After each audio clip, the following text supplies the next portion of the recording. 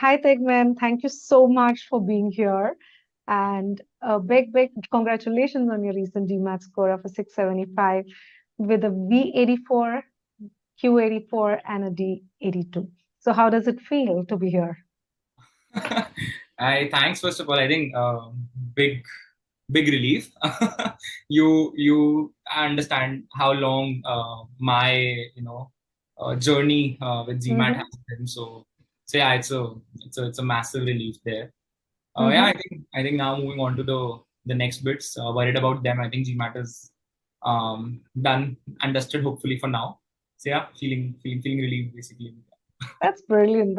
That's very good, especially coming against the backdrop of the fact that you've been at it since what, 2020? So Yep. it's taken you like what, 4.5 years to get here.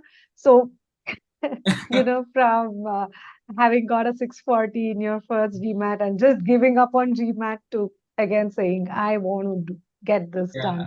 So, do you want to briefly explain what that journey was like and what was the biggest challenge on the Yeah. path to this score? The journey was horror. If I have to put it in one word, it was horror, absolute horror. I mean, way back in college, right? There's Mm-hmm, this YLP program that is mm-hmm, there, which mm-hmm, majority of the folks take GMAT, and I also had some time on my hands, so I started, prepping mm-hmm, for GMAT, and then there's this set uh, assumption that quant mm-hmm, is extremely easy, and you can get along with it, and mm-hmm, an engineer, I thought, yeah, why not? Sure, I've done JEE mm-hmm, Maths. How difficult can mm-hmm, this be, right? And then verbal was the main issue there.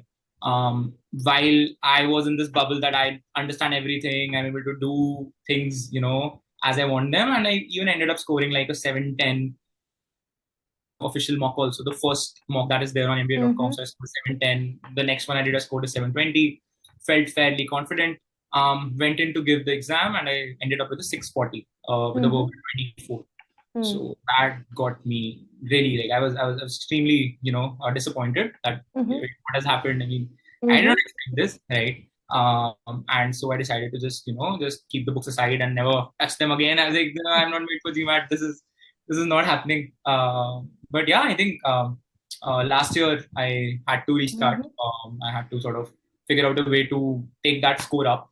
The Mm-hmm. goal was never to sort of get a 730, but then like on classic basically. But then I mean, I the first aim was to sort of reach till a decent score, a 700 score. And so I picked up GMAT again, started preparing again. And I think the one thing that was different this time was the approach. And Mm-hmm. when I gave my first attempt, all I was doing was selecting answers, selecting the right answer. Mm-hmm. Mm-hmm. That is what led me to a V24 in the first place. Uh-huh. But yeah, I think one thing where eGMAT really came in, and that is when I took eGMAT for the first time, Mm-hmm. during my Mm-hmm. second attempt basically last Yep. year. Mm-hmm. Um, and yeah, I think I did good for another month or so. Mm-hmm. And I think in that one I scored a 645 on focus, which Mm-hmm. translates to 700. And yeah, the one thing that I learned was, need to eliminate the right answer choices. It can't really be, you just select one and Mm-hmm. get off with it, because what was happening with me was I was 100% accurate in choosing the incorrect option out of the last two. So that would Mm-hmm. really drive my accuracy to the ground. Um, Again, I did not score really well in my verbal when I scored a Mm-hmm. 645 also. Mm-hmm. So I thought of studying again, took out more time to prep better, make my verbal better. So it was always a conscious effort towards So verbal. What was the verbal. biggest Mm-hmm. challenge? I think what came in as a blessing for me was the rule of sentence correction. That was really something I could not understand at all. So Okay. that going off, I feel very lucky that it went off and it was Mm-hmm. just RC, something I still thought I can deal with. Okay. Yeah, then I gave my third attempt, I think last month, and yeah, ended up with a. Yeah. See, when you say sentence correction being removed was a big boon, Yeah. if I recollect your first mock, the cold mock that you took before you started preparation, your verbal was a 72.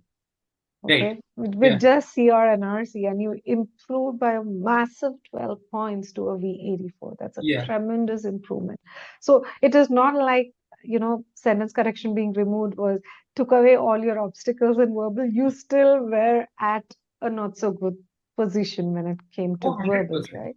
Yeah, I mean, so that is what I thought, right? When Mm. I did not order the ESR for the first time. I mean, I didn't want to order it at a 640, right? And one thing that I thought in my mind was, okay, sentence correction has, done this with me. Mm-hmm. I am good Mm-hmm. in CR, I am good in RC, because as I said, right, I would always select the right option and Yeah. go with it. I would never ever check that, what were the other options about, or are they wrong, or can they be wrong? Mm-hmm. Got it. And yeah, as you mentioned, there was no, SC when I gave my first mock at eGMAT, and getting a 72. Honestly, it felt slightly better than what I had done before, right? Mm-hmm. Having a 640 as your score. I mean, anything above it is improvement. So I thought, okay, one thing is sorted.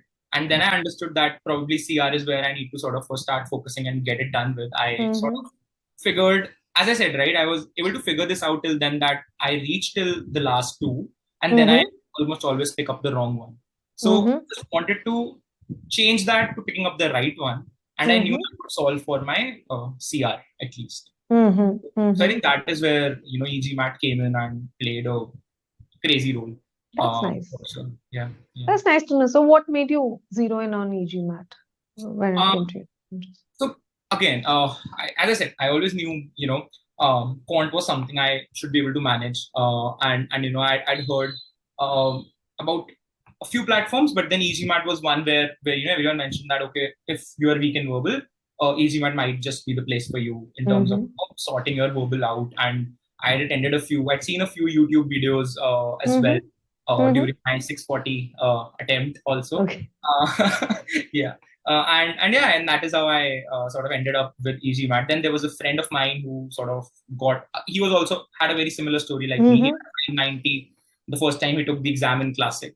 And then with eGMAT, his score sort of improved to 720. Last exam Mm-hmm. also Classic, so his score went up to 720. And he only suggested me, he instilled that confidence in me that, you can actually study with videos on a platform.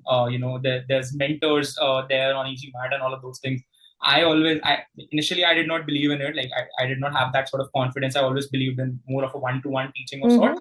But then I think his push, and then what I started seeing in the trial period also, and then eventually, taking a subscription, I sort of saw these firsthand also, that kind of help, the kind of push I got from you, from Mm-hmm. eGMAT's way of teaching in general, that sort of really, set the whole thing apart. Glad to be helpful, Verbal, which was your biggest challenge. And you sort of from, say, a 30th percentile, you went all the way to a 91st, 92nd percentile, which is, as I said, it's a brilliant improvement. Okay. And we were talking a while back as to the kind of behavioral changes you made, the kind of changes you made into the way you're approaching the question and all that stuff. But when you did start with verbal, you started with the basics, which is the Master Comprehension course, right? So can you tell our viewers what value did Master Comprehension add in this overall verbal journey? Immense. I mean, it changed the way I looked at verbal, and I looked at Mm-hmm. reading in general. Mm-hmm. Taking the right pauses at the right time, trying to understand what you need to take away from a particular, written comprehension, basically. What is important for you to retain, and what is just, detail. So Mm-hmm. it sort of improved how I read and consumed Mm-hmm. information. And I feel that was, the basic building block that I felt was missing earlier. Mm-hmm. And yeah, I mean, again, as I said, right, I sort of initially did not fancy doing a master comprehension course, Yeah. because it was not there in the exam, right? There was CR and there was RC. Why am I doing this, Mm-hmm. master comprehension? But yeah, I mean, when I did master comprehension, I could clearly see the difference in how I was reading and approaching a Mm-hmm. particular, question stem, be it a CR question stem or an RC question stem. Mm-hmm. I was able to, understand what the sort of difference is and how to approach this better. And that sort of made the whole difference from, as you Mm. said, a 30 percentile, which does not sound great, to sort of a 90 percentile, which does. Yes. Yeah, it does. It definitely does. And as you rightly said, I think the first step in solving any question, be it verbal, quant, or DI, is to understand what is being said in the question. Only when you do that, are you able to go ahead to solving those questions, right? Absolutely. So I think I'm so glad that you started with the right kind of first step. Put your comprehension in place, put the way you read a question in place before moving to CR. And in CR, I remember you were saying that you always were looking for the right answer choice, and that's where your accuracy was really, really low in CR, right? So can you tell me how pre-thinking, and you were really advocating pre-thinking a while back. So how did that make a difference in your CR Sure. ability levels? Yeah. I think so. What pre-thinking in general for CR, and then even to some extent in RC did Mm-hmm. was help me understand or anticipate where the author is going Okay. with this, right? Mm-hmm. And then sort of think about what can be the right answer choice, what can Mm-hmm. be the right solution to this particular thing. So, I mean, initially it was more about the author playing with me, Mm-hmm. and then sort of pre-thinking the approach itself changed it to a way that I was playing with author, right? I was able to understand that what Uh-huh. exactly this guy is going to ask me, Mm-hmm. where he's going to ask me, and at times I was also able to anticipate the fact that something is missing. Okay, this seems Mm-hmm. odd, and I would end up Mm-hmm. seeing that in the question itself. I would be like, boom, okay. So Okay. I was more into it. It was Mm-hmm. more. So I think pre-thinking in general is more of a proactive approach than a Mm-hmm. reactive approach. Mm-hmm. Um, all the time I was following a reactive approach with these questions initially, where I would react to what is being asked. Mm-hmm. Whereas once that approach changed into pre-thinking, I was more into the game. I would say like I was there with Uh-huh. the playing now, and I Mm-hmm. understood that okay, this is where this is headed. This is what's going to happen. It's going to be a weekend thing. There's the assumption you're talking about. We need Mm-hmm. to try this and see things like that. So I think that sort of made a whole lot of a difference when it came to my verbal score increase basically, and not just Mm-hmm. the score increase. I think it helped me develop that interest also, right? Yeah. If you are spending 3 4 hours 5 hours a day on this, and all you're doing is picking up the incorrect answers, you would end up closing the book and going off, right? but but what that would do is it sort of gamified the whole thing for Yeah. me, Yeah. and that wanted me to do more, right? Even if I would get something wrong, I would want to, it became a competitive fight, right? Between me and the other, and no, I would get you next time, right? So that is where, and yeah, I started enjoying it, and I think that is what paid off. I mean, eventually, that is what paid off. So pre-thinking is absolute masterclass there is on CR, and it's used. I mean, I can apply it on RC as well. I mean, I've seen Yeah. that happen. Yeah. You know what stands out, and I have to tell this, it seems like you had a whole lot of fun preparing for GMAT, the way you approached it, Yeah, it is important to learn things, but at the same time, it is important not to let it overwhelm you. Have yeah, fun. These questions are fun questions, right? And I have a small little thing that I want to share to show, having that fun paid out how well. So this is your I think my screen is still loading. Yeah, it's there now. This is your CR stage one journey, wherein you yeah, were learning pre-thinking, you were learning how to beat the author in your words, right? And just looking at the grades tell me that you are having a whole lot of fun. You really hit it on the head when it comes to learning pre-thinking. And I think yeah, just the positive approach with which you um, got into this really helped, and yeah, the effect of that is directly seen in this progression chart, wherein we can look at your hard accuracy, you know yeah, from somebody who was starting out at a 30th percentile ability. Your hard accuracy, that is accuracy for hard questions, was up to a 75%, which is, you know 95th percentile out there, 90th, 95th percentile out there. So, end of the day, it is important to learn things. It is important to learn how to do things the right way, but it is also important to have fun while you're doing that, yeah. right? Absolutely. I mean, it was the only other thing in my day other than my work. So I Mm-hmm. mean, I wanted it to be fun. Otherwise, it would have been very difficult for me to Yes. sustain that. And that's where the whole gamification thing came in. And I was like, okay, if this is what I'm going to do with my life other than work, then let's make it fun also. So, yeah. Well, that's a brilliant approach to GMAT prep, and I'm going to hold on to this. So, now coming to reading comprehension. So, tell us what were the challenges there? And you also mentioned that pre-thinking helped you Right. to some extent in reading comprehension. You were also telling that the reading strategies played a very crucial role in just very clinically approaching each passage. So can you just elaborate on that and say and tell us what role did it play in your humongous I 12-point think improvement? I would divide it into two things. So I Mm-hmm. think the reason for success in RC depends on one, understanding the passage well. Mm-hmm. Second, understanding the answer choices well. If you do Mm-hmm. both, that is when you would get the right answer. If you miss on one, you're gone. As simple Yeah. as that. Right? And so it was again a structural thing. What master comprehension helped me was with the first part, right? Mm-hmm. I was now able to understand the passage better. And the problem, or one thing I analyzed about myself was that if I am understanding the passage well, like I Mm-hmm. can summarize it eventually, Mm-hmm. I get majority of the questions right. If Mm. there is a certain gap, or I have to go back to the passage again and again, and there's a constant shift between answer choices and passage, I tend to get the answers wrong. So Mm-hmm. Mm-hmm. from that is where I understood, okay, in order to do majority of the RC right, I need to sort of pick up or understand the passage fully.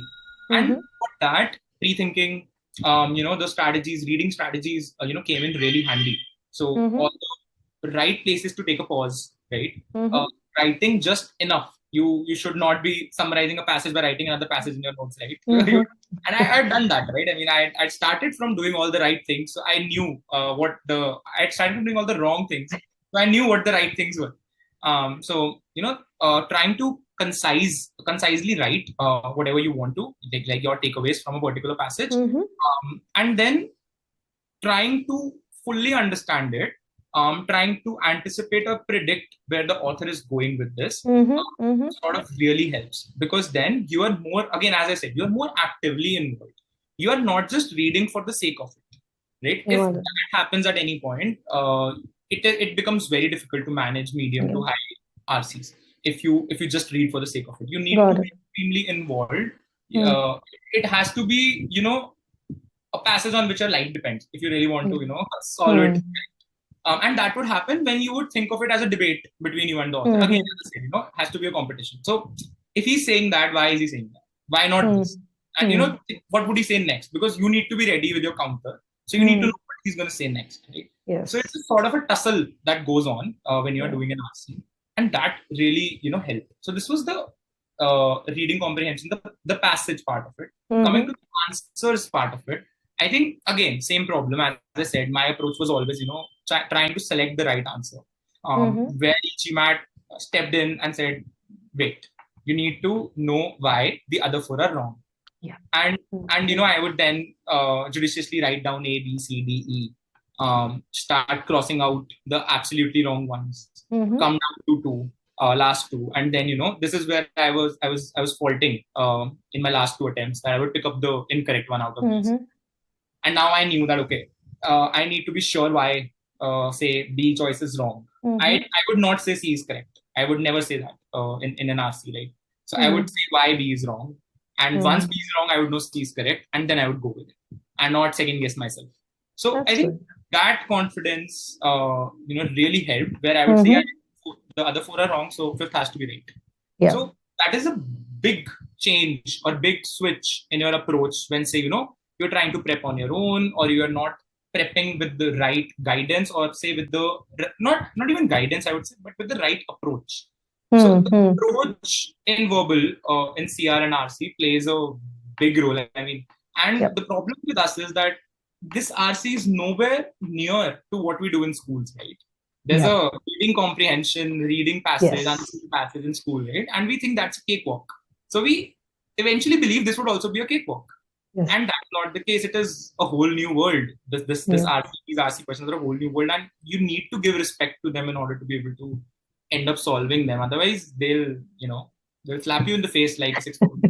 Yeah, I know you don't respect them, but also Yeah, challenge them. And yeah, I remember you saying the RCs that you got in your actual test were brutal, yeah, yeah, right? yeah. I mean, they Yeah. were bad.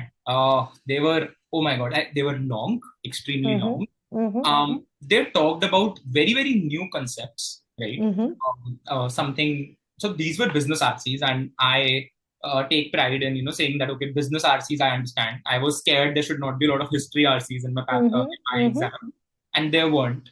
But yeah, I mean these were business RCs, and it took me a while to get the hang of them. Okay. And why I think I was able to do that was again because I was anticipating what next you try to say, where they would bring in a contrast, where they would give an example to solidify what they're trying to say, and things like that. So I think that was something which really helped me manage some of the toughest RCs on my exam day as well, and sort of improve my score.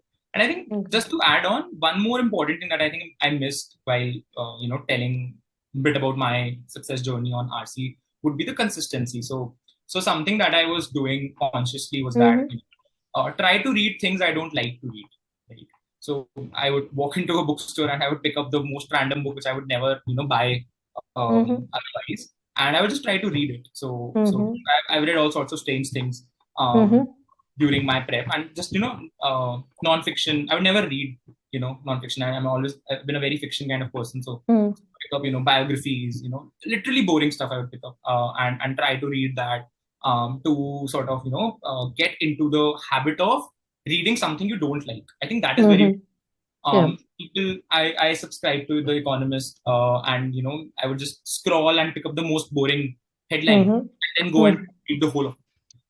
So that sort of helped me build that resilience, or that habit towards it, and not sort of letting it go in between. Like I would be sure to not only just read it, as I said, for the sake of reading it, but then I would also make sure that I am going through the whole thing, I'm understanding it, and even if Economist ends up asking me questions in the end, I'm able to answer. So that was something that I tried to bring into my routine. And again, I think that also played a massive role. And I did this with the eGMAT Scholaranium also. I would not do the questions. I would just read the RC and skip it. Just to be more aware of how to read and understand. Because as I said, I knew if I'm able to understand the passage, I would get that vibe. Okay, I'll be able to see it. That's fine. Yeah. So that was something I did. I think time was something I started to track when I would be reading an RC. So I would give myself a 3-minute target to read and understand the whole RC if it is a 3-question RC. Rather 2.5-minute target if it's a 3-question RC, 3.5-minute target if it's a 4-question RC. That is something I would, actively do. Because there were times when, in order to understand it, I would spend 5 minutes on it, and now it's no problem. So that was something I also solved. So all these things I had to solve step by step, but I think once I had them in my routine, it became easy to sort of manage. So what you said is very true. First fix the comprehension, then look at the time. You can't work on both of them parallelly. You cannot try to speeden up if your comprehension is not in place, right? So that's very good. Now coming to the practice that you did on the platform, and we were discussing about the role that the Xpert AI on Scholaranium played in not just giving you an insight into where you're lacking and where you need to improve. It also helped you make a lot of behavioral changes. So can you tell us how did the Xpert AI, really help you with these? I think, so as I said, in my initial thoughts on some of the US were, why are they even in there? The general tendency, right? You don't understand something, you just term it as rubbish and move on. But then I started to understand what role those were playing, and I only did that once I was, doing the questions right. Because now it was not about just doing them right, it was also about doing them the right way, right? So that became my second goal. Obviously, first was to get them right. So that is where I think Xpert AI came in. So I would be able to see how much time I spent on a particular question versus the median time spent, right? I would be able to gauge the right answer choice by the percentage of people who have answered it correctly. Brilliant data point. I mean, a question can be easy yet answered incorrectly by a large number of people, it being a trap, right? And then at an answer choice level also I was able to do this. So if I had, I knew how many times I was marking a trap answer choice, right? Because a lot of people would have marked that and it would be incorrect. To an extent that 60% people would have marked C and that would have been incorrect, and only 15 would have marked A and that would be correct. So it was a classic case of trap answer choice questions. So, and that helped me understand that, okay, maybe it looks as an easy question, appears to be an easy question, but there is some minute detail buried somewhere that if you don't find, you are screwed. So Yes. that is one thing, and then the time rush factor. There's a KPI. There's a Yes. based KPI that is there. So rush through factor. Yes. So I would specifically look at those as well. And what I Mm-hmm. noticed in my behavior was that, okay, even if I was marking the question within say 20 seconds, if I felt that I was marking the question fairly quickly, I would still take a pause and sort of try to see if Mm-hmm. it is anything. So these would be the cases where I would end up, double checking or rechecking what I was doing wrong. Uh, Mm-hmm. and honestly, there were a couple of times I found out a couple of holes. Once in the official mock right before my exam. Once in the exam, I remember I found that hole right. Yeah. So I think that is critical. That is absolutely important. And yeah, I think that helped. I mean, I was the first one to laugh it off and think of it as just another 5 KPIs or product Mm-hmm. that have been introduced. But yeah, they are super useful. Obviously, once you start doing the questions correctly, you are into the process. That is when they are used more. Yeah. You would not want to look at data when you are getting them incorrect. But yeah, Yes. so that's the Yeah. second to it. But yeah, amazing. I think you're a classic example of uh, a strategic approach when it comes to preparation. You know, you don't have to solve a ton of questions to get it right. You know, what you need to do is solve limited questions, but make each question count. Yeah, The amount of analysis you must have done to figure out, as you rightly said, it's not about why did I get this question wrong. It is also about did I get this question right for the right reason? That is what brings in that replicability, that predictability in score. And yeah, that is super critical, right? And I absolutely. think that is what helped you really take your weakest section to one of the sections in which you scored really, really good, Yep, right? yeah, And the same thing did not happen with quant because in the classic edition you scored a 50 and here you got a Q84 and all that for just one mistake. yeah, So I just want to briefly talk about this for all our viewers here, just to give an insight into the fact that because it's a shorter format, because the algorithm is really, really refined, the room for error is very low. So, Teghmann, you made one mistake, avoidable mistake, and your quad score is an 84, yep, right? So, yep. would you want to briefly talk about that? If you ask me, no, I don't want to talk about For that. the sake of the other viewers here. Yeah, of course. So yeah, it's sad, right? I mean, anyone. I remember talking to you for the first time about it, and you were like, "No, no, no, that's not possible. I've never heard of this," and that got me even more dejected. So when I gave the exam and I saw the score on my screen, I saw a 84 on quant, and I was like, "Okay, I screwed the section up bad. Mhm. I would get Mhm. like 4 5 incorrect." And I just book another one 15 days later. I know these would be silly mistakes. Those were the things that were going through my mind. Mhm. And then at I think next day when I saw the detailed result, when the result comes out on the portal, I see only one question wrong, and I'm more shocked now because it's like, okay, Mhm. I was getting one question wrong a lot of times in my mocks, and I was Mhm. clearly getting an 88, 87. Yeah. And when I would get all right, I would get a 90. So that was how it was. And how can I get an 84? And I think the next day itself, I sort of reached out to you, talked to you about it, and it was as appalling as surprising for you as well. So, so I think yeah, what happened there was the previous question. I ended up spending 5 minutes on that one. I had to really struggle through that question. Again, I knew I could because I always felt there was ample time in quant. Mhm. Mhm. So I knew I would not. I think it was the ninth or 10th question which I'm talking about Mhm. where I had spent like 5 minutes. I was much ahead of time. I'd solved the previous question very quickly. So I spent the time on that one, and then I moved to the next one. So that one, the 5 minute one, I got right. This next question, I spent only 30 seconds and I get that wrong. So Mhm. again, I think while in RC, I was able to solve my behavioral issues of identifying a trap and waiting. I think what happened there was that it was an easy question, and and now I was under pressure that I spent 5 6 minutes on the previous one, so I need to rush through the Mhm. next few in order to compensate. Mhm. Despite knowing I'd already Yeah. I have the time, or historically I've always finished quant section like at least 5 minutes in advance. Still, I think that is what exam pressure does to you. That Yeah. you are Yeah. portion time screwed, and then there's always this thing about GMAT that if you end up missing a question, you're in for a big penalty. Yes. That also started playing to my mind. So I became a little bit quicker in my approach. And I think I missed out on something there. It was a sets question. That's what it says. So it was either a sets question or a probability question. One of those. I do not remember what the Yeah, of question course. was. I really want to, but I can't. And yeah, I ended up getting that one wrong. And I only have one correct. Nothing, no incorrect to correct movement, bookmarking, nothing of that sort. And I ended up with 24. So yeah, but I think these kind of things make it memorable, right? I mean, Yeah. you are gonna remember this. I am gonna remember this. Yes. And again, I'm gonna tell this. You've had a whole lot of fun preparing for GMAT, writing GMAT, and I hope you have similar kind of fun preparing your application and interviews.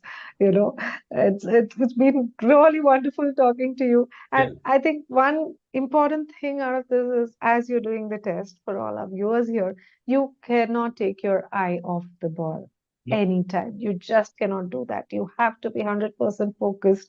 You cannot let it go for even a single second, right?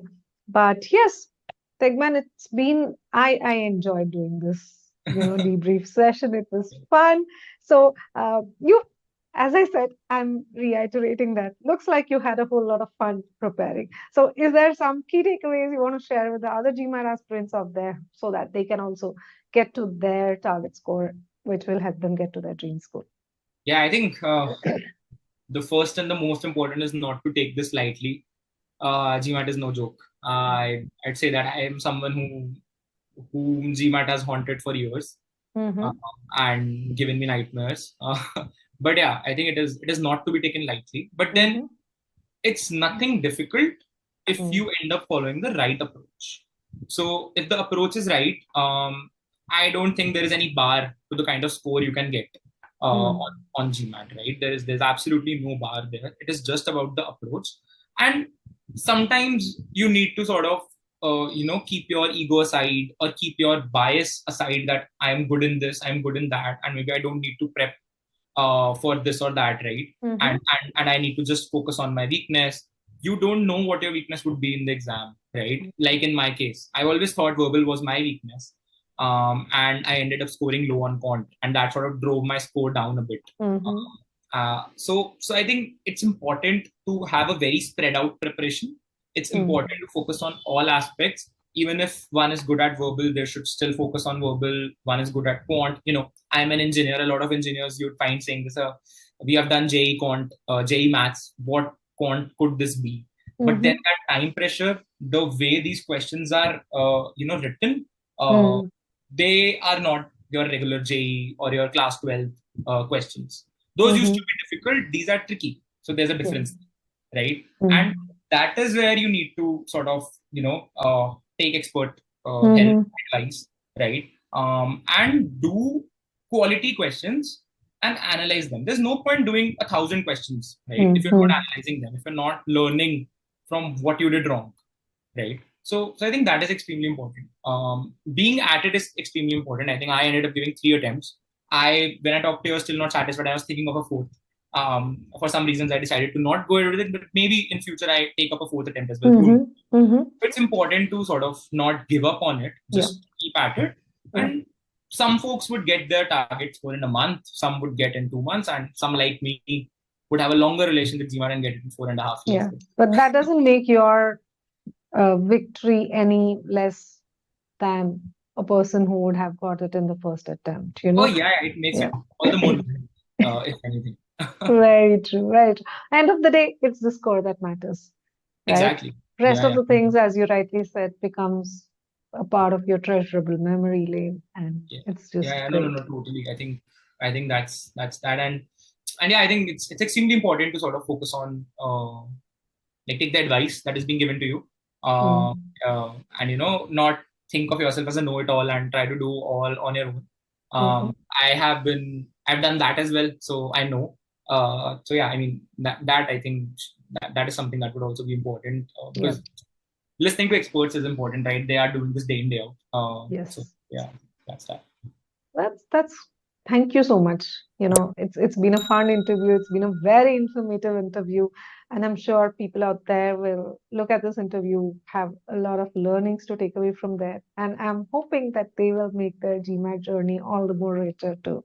So, thank you, and all the best, Teghmann, for the next Yeah, thanks journey to ahead of you.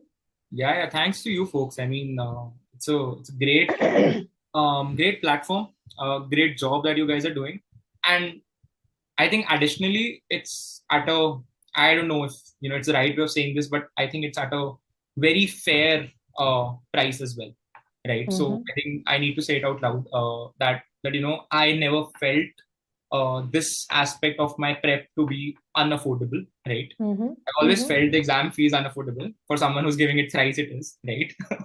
And then, sending scores to a sixth school is, doesn't make sense. But then at least this aspect is reasonable for the kind of value that it brings in. Mm-hmm. And Mm-hmm. not just being, a video platform or a question solving platform, but the kind of mentors and how those mentors come in exactly at the right times to push you. Um, Mm-hmm. that's gold. So I think that is something that I think your viewers should know about. So yeah, it's an investment, and it is worth, and the ROI would be crazy. I can say that. So yeah, I mean that is one feedback from my end. I think it's a brilliant platform, great work you guys are doing, and I was extremely happy I was on the right side of it. Yeah.